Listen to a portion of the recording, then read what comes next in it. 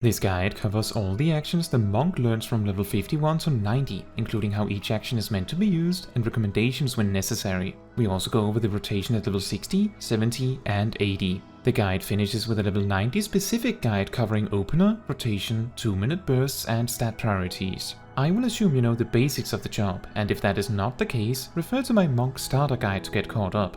I also assume you are acquainted with common abbreviations such as GCD, OGCD and weaving, and refer to these two shorts on the subject if you need a refresher. Now then, at level 52, you learn the weapon skill Form Shift, which causes you to enter a super form that counts as all 3 forms simultaneously. From now on, try to start every fight with this Formless Fist effect active, and if there is any significant downtime in a fight, you should use Form Shift first before spamming meditation. The minor way this changes your opener in a fight is that your initial Dragon Kick grants Leaden Fist. For 3 or more targets, start with 4-point Fury. At level 54, Steel Peak is permanently upgraded to the Forbidden Chakra, nearly doubling its damage. This does not really affect your rotation, however. On AoE, the Forbidden Chakra beats Howling Fist on up to 3 targets. At level 60, you unlock the Master's Gauge and learn the weapon skill Masterful Blitz. When you use Perfect Balance, the Master's Gauge tracks which form each weapon skill you used belongs to, in the form of Beast Chakras. Then, depending on the combination, it changes Masterful Blitz into one of 4 actions. First, if all 3 Beast Chakras belong to the same form, then Masterful Blitz turns into Elixir Field, which does a massive amount of damage, including an AoE component. It also grants the Lunar Nadi, which I will get to shortly. It also grants you Formless Fist, the same effect that Form Shift grants, letting you easily resume your rotation from wherever you like. If all 3 Beast Chakras are different, meaning you effectively did a regular 1-2-3 combo, although in any order, then Masterful Blitz turns into Flint Strike, which is identical to Elixir Field, except granting the Solar Nadi instead. If the 3 Beast Chakras match neither of the 2 previous combinations, Masterful Blitz instead turns into Celestial Revolution, which does significantly less damage than both of them, and with no AoE component. Celestial Revolution will either grant the Lunar Nadi, or if you already have it, it instead grants the Solar Nadi. It also grants Formless Fist. If you have both of the Nadi and 3 Beast Chakras, regardless of what they are, Masterful Blitz will turn into Tornado Kick, which does an even more massive amount of damage with an even bigger AoE component, and of course also grants Formless Fist. Since the Tornado Kick variant allows you to freely choose what 3-step combo you wish to perform, you should make use of Dragon Kick and Bootshine, as these are still the strongest options. Since level 50, Form Shift and Master's Gauge have affected your rotation significantly. Form Shift allows your initial Dragon Kick to grant Leaden Fist, and also allows you to open with any GCD you like after downtime. The Master's Gauge and Masterful Blitz means that 1 in 3 Perfect Balance usages has to be a regular 1-2-3 combo of some sort to grant you access to the Solar Nadi. Your openers change significantly by this new Masterful Blitz. Use Form Shift and Meditation before fighting begins. Then start with Dragon Kick, Twin Snakes into Forbidden Chakra and then Demolish like before. Then use Bootshine, weaving Perfect Balance, and then use Dragon Kick, Bootshine, Dragon Kick and then Elixir Field, followed by another Bootshine weaving into another Perfect Balance. This time, start with Twin Snakes into Dragon Kick and then Demolish, finishing with Flint Strike, and then begin with Bootshine. For future muscle memory, you may find it helpful to plan the Tornado Kick Perfect Balance alone every odd minute, and the Flint Strike and Elixir Field Perfect Balances every even minute. Remember, you should generally use your strongest 3 GCDs in a single form when using Perfect Balance, unless you are actively trying to perform Flint Strike, as using 3 different form GCDs tends to be weaker overall. At level 64, you learn the ability Riddle of Earth, which reduces all damage you take by 20% for 10 seconds. If you're hit by any damage in the duration, it grants you Earth's Reply, healing you for a decent amount over its duration. It is worth using Riddle of Earth whenever you expect raid-wide damage, however, as its cooldown is rather long, if you know a bigger attack is coming up shortly, it may be worth it to save it for that. At level 68, you learn the ability Riddle of Fire, which boosts your damage for a while.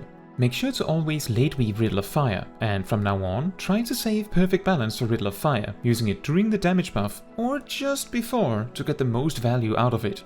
The important part is to use Riddle of Fire on cooldown, and plan Perfect Balance around it. Remember to use Perfect Balance after Dragon Kick or Bootshine. In your opener, late weave Riddle of Fire after Twin Snakes, and delay Forbidden Chakra to after Demolish. At level 70, you learn the ability Brotherhood, which boosts you and your party's damage and causes everyone's GCDs to have a chance to grant you chakra stacks. This means that during Brotherhood, it is very important to stay on top of using Forbidden Chakra as often as you can. Be careful mashing the button, as you may risk pressing Meditation instead. Use Brotherhood on cooldown, typically 2 GCDs after Riddle of Fire. By default, the Elixir Field and Flint Strike perfect balances will line up with Brotherhood, but absolutely certainly 2 perfect balances will line up with it. Since level 60, the introduction of Riddle of Fire and Brotherhood has adjusted your opener slightly. Use Riddle of Fire after Twin Snakes, moving Forbidden Chakra to after Demolish. Then, after Bootshine, you should use Brotherhood followed by Perfect Balance. Monk's GCD is extremely fast compared to other jobs, so if your connection isn't the best, you may find it genuinely impossible to double weave without clipping. If this is the case, I would suggest using Brotherhood alongside Demolish and either use Forbidden Chakra after the initial Dragon Kick or after Perfect Balance starts a little later. At level 72, you learn the ability Riddle of Wind, which causes your auto attacks to happen twice as fast. You don't have much control over your auto attacks, but there are ways to optimize this, although it is a very advanced trick. Riddle of Wind's cooldown misaligns it from both Riddle of Fire and Brotherhood regularly. This is fine, and you should use it on cooldown regardless. In your opener, use Riddle of Wind after the first GCD after using the initial Perfect Balance, meaning after your initial Perfect Balance Dragon Kick. At level 74, Deep Meditation's 80% activation chance is upgraded to 100%. Additionally, Howling Fist is permanently upgraded to Enlightenment, nearly doubling its potency. This means Enlightenment is better than Forbidden Chakra on 2 or more targets again. At level 76, Greased Lightning reaches its peak of 20% GCD reduction, planting your base GCD at a clean 2.00. It also boosts the damage from Disciplined Fist to 15%. At level 78, you learn the ability Anatman, which, while channeled, keeps your Disciplined Fist and form buffs frozen at their max durations. Overall, this ability is extremely difficult to use in a helpful way, as it activating the GCD means that it is only useful during downtime, and the payoff of using it amounts to: you will have Disciplined Fist active on your first GCD after downtime, which is a really poor reward for how much effort can be necessary to use it well. My best advice on this ability is to simply ignore it if you don't know for certain where to use it. You can also use it just before Disciplined Fist runs out to max out how long you can hold on to the buff during downtime. Don't use Anatman when there is an attackable target. At level 80, you learn the weapon skill Six-Sided Star, which does hit surprisingly hard, but has the downside of having a GCD that is twice as long as all other weapon skills. Six-Sided Star also gives you a 30% speed boost for 5 seconds when used, letting you run away quickly after using it. Six-Sided Star should never be used as part of your general rotation. However, if your target is about to either become untargetable or otherwise unreachable for a bit, or you need to get away from the boss for longer than a single GCD, use Six-Sided Star as the final GCD and run away as late as you can to make the most of it. Remember, you can also use Thunderclap to dash to a friend. When a boss is about to die, finishing with Six-Sided Star is also a bigger finish than most of your other options. Since level 70, Riddle of Wind is introduced as another cooldown to use on cooldown. In the opener, use it after the first Dragon Kick during Perfect Balance. If anything will cause you to be unable to attack anything for several seconds, make sure to finish your attack with Six-Sided Star and make use of its mobility to run to a safe spot if necessary. At level 82, Arm of the Destroyer is permanently upgraded to Shadow of the Destroyer, which has the Oppo form potency of Arm of the Destroyer by default, and instead gains the same Oppo form effect as Bootshine, causing it to be a guaranteed critical hit, making it always grant 1 chakra stack. On 3 or more targets, Shadow of the Destroyer should be used instead of Dragon Kick and Bootshine. During Perfect Balance, on 3 or more targets, Shadow of the Destroyer is your strongest option, but when aiming for Flint Strike, simply use a full 1-2-3 combo of your AoE options. Assuming 1 target lives the full duration, Demolish is better than Rockbreaker on 3 targets. At level 84, Thunderclap gains an extra charge, and the trait Melee Mastery boosts the potency of all of your regular single target GCDs by around 10%. Forbidden Chakra also gains a damage boost, making it equal to Enlightenment on 2 targets specifically. At level 86, Flint Strike, the Solar Nadi Blitz, permanently upgrades to Rising Phoenix, increasing its potency. However, this does not change in rotation. At level 88, Brotherhood is upgraded to cause your weapon skills to always generate a chakra stack during the buff. This does mean that a critical hitting weapon skill will result in 2 chakra stacks. It does not change how you use Brotherhood, but does make the chakra usage during it even more frantic. Take note that these chakra stacks are granted the instant that the damage numbers appear, which means you can sometimes do a GCD, spend 5 chakra, and then gain the chakra from the preceding GCD. At level 90, Tornado Kick, the grand finisher of the Masterful Blitz, is permanently upgraded to Phantom Rush, boosting its potency to absurd degrees. This does not change your rotation at all, however. To round off, let's first talk about an opener followed by general rotation, as well as how this works with the 2-minute burst, and finally, let's briefly touch on stat priorities on gear. Note that Monk has quite a few different options for their openers to use for fight optimization. However, we will simply focus on the quote-unquote default opener, often referred to as the Lunar Solar. Let's begin. Make sure to use Form Shift and Meditation before combat starts. Then, 0.2 seconds before pull, use Thunderclap followed by Dragon Kick. If you plan to use a tincture, a so-called burst potion, this is the time. If you don't and happen to have some issues double weaving, instead weave Forbidden Chakra here. Then use Twin Snakes and late weave Riddle of Fire. Demolish and weave Forbidden Chakra. If you are having trouble double weaving, instead weave Brotherhood here. Then use Bootshine and weave Brotherhood and Perfect Balance. Then Dragon Kick, weaving Riddle of Wind. Bootshine, Dragon Kick, Elixir Field into Bootshine, weaving Perfect Balance again. Then do Twin Snakes, Dragon Kick, Demolish, Rising Phoenix, and this then leads to the general rotation. Monk has 2 common ways to go about their general rotation, a looping rotation and the so-called optimal drift rotation.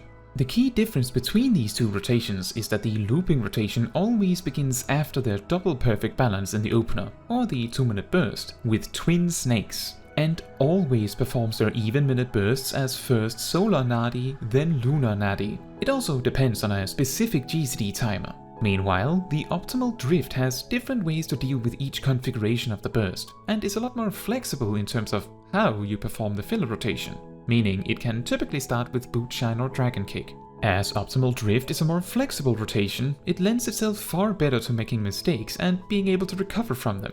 I will focus more on the strategy related to it. For the filler rotation, we use the 1-2-3 rotation that we have been using since level 50, alternating Bootshine and Dragon Kick, alternating True Strike and Twin Snakes, and doing Demolish once, Snap Punch twice. This leads to an 18-step long looping rotation, where each half of the rotation is punctuated by Demolish. Don't forget about Demolish and Snap Punch's positionals. The general idea of the Monk rotation leading into a burst is that you always want to use Perfect Balance after Bootshine or Dragon Kick, and Riddle of Fire and Brotherhood are used on cooldown, dictating the timing of Perfect Balance somewhat. Whether these buffs are applied just before, on top of, or slightly after Perfect Balance depends on how they align. If Perfect Balance is used right after Twin Snakes, Demolish, and then either Dragon Kick or Bootshine, then lead with the Lunar Nadi and then the Solar Nadi, using Twin Snakes, Kick or Boot, and then Demolish. If either Demolish or Twin Snakes was not used recently, then instead lead with the Solar Nadi and use Twin Snakes and Demolish to refresh the one with the least duration left first. For the placement of Riddle of Fire, typically it should be weaved at the first opportunity, and then Brotherhood 2 GCDs later. As it takes around 18 seconds to perform the even minute double perfect balance sequence, most, if not all of the burst will receive the benefit of Riddle of Fire, as long as you late weave it at most 2 GCDs before perfect balance, so try to use Riddle of Fire on cooldown. And then plan your GCDs and perfect balance around it as best you can. For the odd minute bursts, you simply perform it like you were doing a Lunar Nadi sequence with Dragon Kick and Bootshine, unless, for some reason, Disciplined Fist is about to run out. Phantom Rush, not caring what your beast chakras are, allows you the freedom to use Twin Snakes in the combo if needed, and you should absolutely make sure to have Disciplined Fist up for Phantom Rush. For AoE adjustments, on 2 targets, use Demolish twice and Snap Punch once for your filler. On 3 targets, replace Dragon Kick and Bootshine with Shadow of the Destroyer, Twin Snakes and True Strike with 4-point Fury, and for any targets that live the full duration, use Demolish, otherwise use Rock Breaker. Also, use Enlightenment instead of Forbidden Chakra. On 4 or more targets, just use your AoE combo. For the Lunar Nadi, on 3 or more targets, use Shadow of the Destroyer 3 times. For the Solar Nadi, use a full AoE combo. Specifically for 3 targets, if one of them will live the full duration, use Demolish instead of Rock Breaker.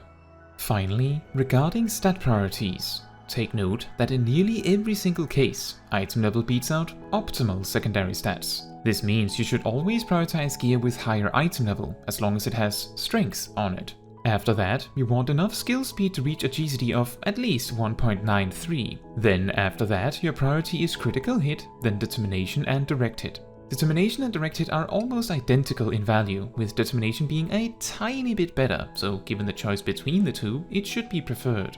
If you play the game on a different frame rate than exactly 60 FPS, then a GCD of 1.94 might be a fraction of a fraction better than 1.93. This is because the game handles issuing commands on a frame-by-frame basis, making a GCD of 1.94 functionally identical to a GCD of 1.95 if you play on specifically 60 FPS. This may also be the case for other less common frame rates, so if you don't want to worry about this, simply aim for 1.93. Now, that is all for this video. Thank you so much for watching.